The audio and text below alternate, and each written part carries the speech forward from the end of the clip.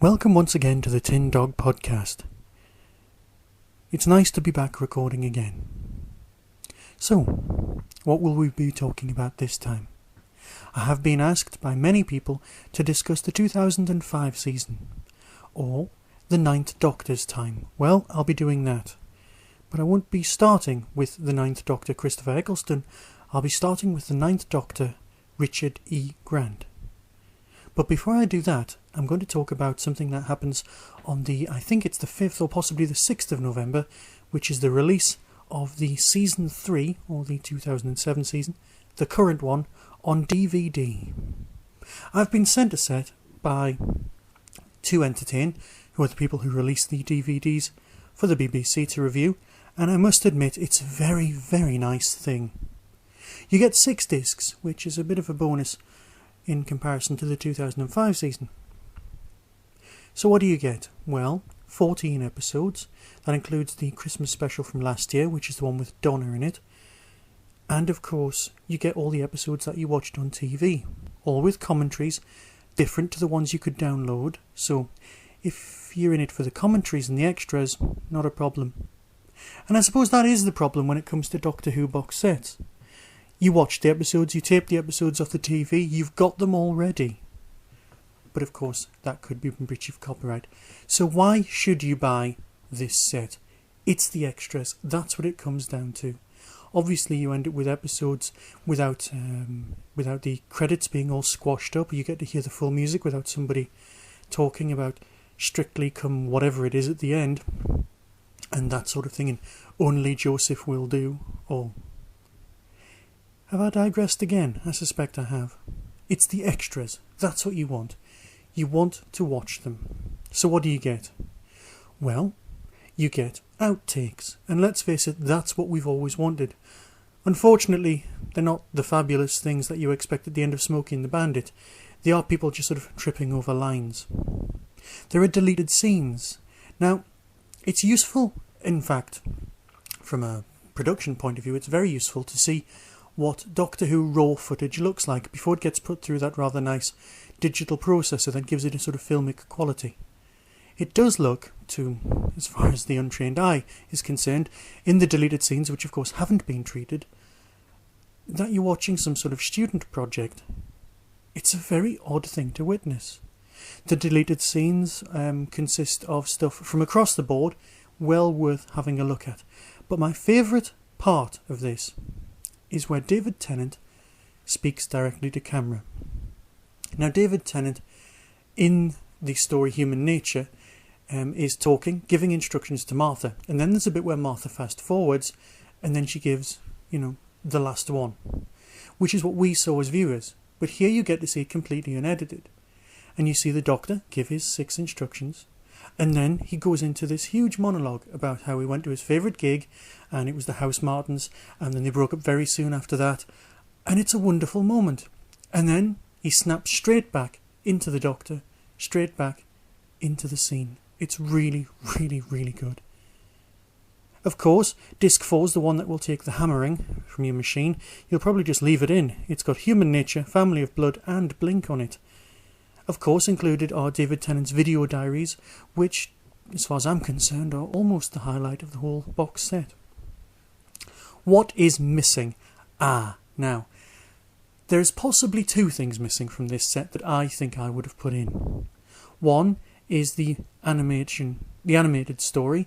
I think it deserves to go in. I know that would kind of make it canon, but the fact that it's being released the same day just kind of annoy me. I'm just thinking, did they think they should have put it in? Did they not want to? I'm not quite sure. I'm thinking the animated story should have been there. The one thing that I think could be there, I just haven't found it, are the Easter eggs. You see, as you remember, in the story Blink, the Doctor leaves messages for everyone by hiding things on certain discs. The hidden messages, the Easter eggs. So, logically, you would put these hidden messages onto these discs so you could find them. I've tried every single setting on every single remote.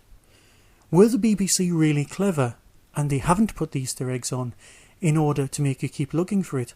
Similar in many respects to an Avengers episode where they try and convince the foreign power that they have invisible soldiers, where in fact they don't have any, but you still can't see them. Does that mean that these Easter eggs truly are missing? They truly are Easter eggs. They are hidden. People will continue looking for them for years. Or perhaps they are on the proper release, not the review copy. This I doubt.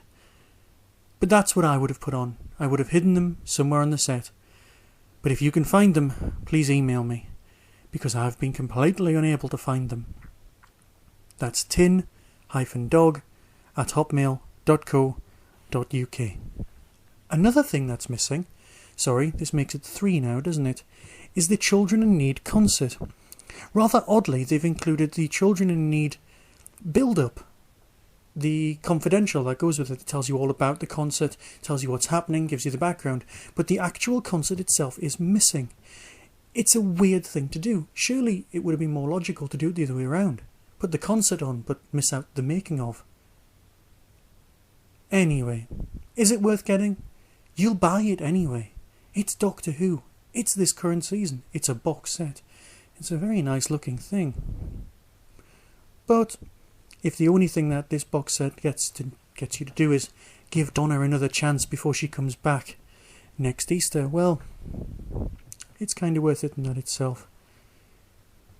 Because the Donna story isn't as bad as I remember it. Perhaps it's hindsight, perhaps it's just because Christmas gets everyone very excited and then is slightly disappointed, no matter how good the present actually is. I'll leave it up to you to decide. And so, as promised, we'll discuss the 9th Doctor. But of course I'd like to do this chronologically, so next episode I'll be talking about Rose. I'll be talking about eating chips, watching TV, sleeping, bringing back the TV series, the release on the internet of it early, and if that actually affected anything other than in a very positive way. I'll discuss all that next time. This time, I'm going to be discussing Richard E. Grant's time as the animated Doctor. Doctor Who wasn't coming back. We'd established that. We'd been without him for a very, very long time. We'd got used to it. People had tried bringing him back via the back door. You had Big Finish, and then BBC I decided to release Shada with the 8th Doctor. Now, this would be very nice. You'd be able to download the episodes and listen to them, and there would be illustrations in the background. Cosgrove Hall, that's the company who used to make Count Duckula and a lot of other things that only English people seem to remember, were approached to create a short series called The Ghosts of Albion. Not a Doctor Who thing, but it was written by the person who played Tara in Buffy. And that was interactive. There was a sort of slight flash animation. Now, I know animation is meant to be breathing life into things, but Flash had a fairly limited broadband capability. And broadband was in its infancy in these days. And we are talking, 7 years ago? 6 years ago. 2002 would have been in production. Anyway, I'm digressing. I'm probably all over the shop. Ghosts of Albion was a bit of a success, so they decide at BBC I, this is the interactive BBC, press the red button, that sort of thing. I'm not sure if Americans have this sort of system set up. As a sideline, it's interesting to note that when Douglas Adams wasn't writing his books and he was off doing other things, this was one of the projects he was working on. BBC I, interactive television, truly interactive communication. Of course, he was way ahead of his time, but it is nice to know that his legacy lives on. And so, it was decided upon that they could bring Doctor Who back via the back door. They could, for the 40th anniversary, which would be 2003, they would have a show you could download an episode at a time, 6 episodes, starring a new Doctor. So who would they have? Well, Richard E. Grant had been talked about for a very long time. His connection with Withnail and I, with obviously starring Paul McGann as well, and his otherworldliness that people seem to go on and on about, made him an ideal candidate. He's that whole posh thing, so you could get away with him being a Time Lord, rather than just some bloke from Gallifrey. God forbid a Ninth Doctor have some sort of common northern accent. Yeah, he's a Time Lord. Let it go! Can't. Let it go, I'm promising you. No, seriously, let it go. So, they approached Paul Cornell. Now, there is a novelisation of the Scream of the Shakra.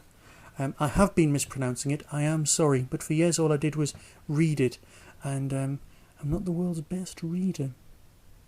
That sounds like a very bad admission to make, so I apologise enormously. Where were we? Ah yes, Paul Cornell. He was approached to write the story, and he went away, and then went on holiday. There's a very in-depth production notes section in the back end of the BBC novelisation that goes with this story. Well worth tracking down. You can pick it up on eBay for a few pounds. Really not an issue. I would suggest getting it just for the oddity value. You see, because to me, it's actually a very good Doctor Who story. At its core, that's the important part. The story takes a not so newly regenerated Ninth Doctor, who has recently had something go horribly wrong in his life, and he's lost a companion that he seems to have had a lot more in common with than his other ones, and then he arrives on Earth, probably at the behest of the Time Lords. It's all very Jon Pertwee. Oh, obviously UNIT doesn't make an appearance in this story, but it is replaced by the Army, who act in an extremely UNIT kind of a way. Very early UNIT, shoot first, react. The dialogue's quite tight. It is definitely a Paul Cornell script. And again, you have aliens which are very different from other things that have gone before. Which is, I think, the trick for writing good Doctor Who. Work out an alien's motivation. If it wants to take over the universe, figure out why, what it's going to do with it, and move on from there. Another reason you should track this down, and you must remember that you can still download this story now and watch it as you've finished listening to this. Just go to your computer, visit the BBC website, type it in, and it's there. You can download it and watch it. You can watch it on a large screen, because thanks to broadband, you can see it greatly. At its core, there's a few moments that really make this story. The fact that David Tennant's got a bit part in it is good, but the fact that Derek Jacobi's playing the Master, yes, I know, that got your attention, didn't it? Makes it well worth experiencing. Derek Jacobi delivers one line that's absolutely marvellous. You see, the Doctor has taken as a companion the remnants of the Master that would disappeared into the Eye of Harmony on board the TARDIS, and then put them inside an artificial body that looks a bit like Roger Delgado and a bit like Anthony Ainley, basically a scary man with a beard. It's an android body with some limiters on his behaviour, which he's trying to get round. But either way, you don't realise this till quite into the story, so I apologise if I've spoiled that for anyone. The Master travelling with the Doctor is such a lovely idea that I'm surprised nobody else has ever really embraced it. So, the Master is talking to the Doctor's new companion, marvellously played considering of the animation, and he says, "I am the Master, and you will come to respect and love me with time." It's a lovely moment, and it's very Delgado. Story-wise, it's fairly pedestrian. I do like it, but it is fairly pedestrian, because that's what a new Doctor story should be. It shouldn't be too startling. Some meteors impact on Earth. They try and take over the Earth because the meteors contain small slug-like volcanic worm things who can control sound, and they use this sound control to control wormholes and the like. There are some moments which grate enormously. Things like the Ninth Doctor having a mobile phone which is linked to the TARDIS. Something I didn't quite like. But the voice acting is very good. The characterisation, again, is very good. I would recommend it. I can't really give it marks out of 10, but if I was, I would say it was a good 7, and for a first story well worth experiencing. There were of course plans to go on and make more of these, but then, on the 40th anniversary, it was announced that we were going to get real Doctor Who back. They were going to bring back that thing we loved the most. And suddenly I got very, very scared. I'd seen what they did to the show. Somebody at the BBC thought that Children in Need special thing, that Curse of the Fatal Death, was a good thing.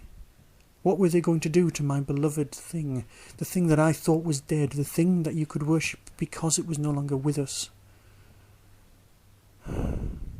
Yes, I did use worship in connection with the TV show, and you know, I don't mind. So, next time we'll talk about Rose, and we'll talk about the rest of the 2005 season, one story at a time. Be seeing you. You have been listening to the Tin Dog Podcast. To contact us, please email tin-dog@hotmail.co.uk. Doctor Who is a registered trademark of the BBC.